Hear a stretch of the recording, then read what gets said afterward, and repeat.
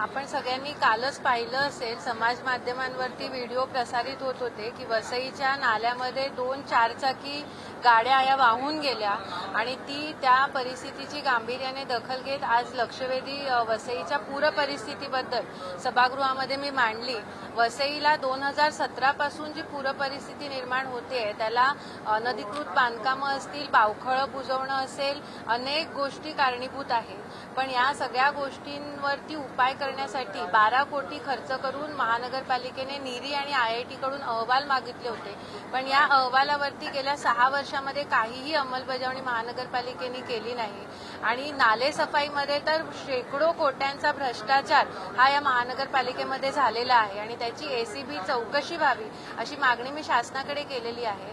आज या लक्षवेधीच्या अनुषंगाने जे शहर अभियंत्याचं प्रभारी पद दिलेलं आहे ते गेले 4 वर्ष रिक्त आहे। त्या शहर अभियंत्यांवर कारवाई करून हे रिक्त पद तात्काळ तिकडे सक्षम अधिकारी नेमण्यात यावे अशी मागणी मी केली आणि उत्तरामध्ये सन्माननीय मंत्री महोदया माधुरीताई मिसाळ यांनी हे उत्तर दिलं की 15 दिवसाच्या आतमध्ये शहर अभियंत्याच्या पदावरती सक्षम अधिकाऱ्याची नेमणूक करण्यात येईल आणि नाले सफाईच्या बाबतीतला विस्तृत चौकशी करून सखोल चौकशी करून त्याचा अहवालही पटलावर अधिवेशनाच्या ठेवण्यात येईल असं उत्तर आज माधुरीताईंनी दिलेलं आहे। आणि एकूणच वसईतली जी पूर परिस्थिती आहे त्यासाठी नीरीच्या उपाययोजना करण्यासाठी शासनाकडनं सुद्धा महानगरपालिकेला मदत केली जाईल असं उत्तर मंत्री महोदयांकडनं दिलेलं आहे। मी त्यांचे आभार मानते। आता पण गेली अनेक वर्ष आपण पाहिलं असेल वसई विरार पाण्याखाली जाते, नेमकं याला जबाबदार कोणाला जाणार?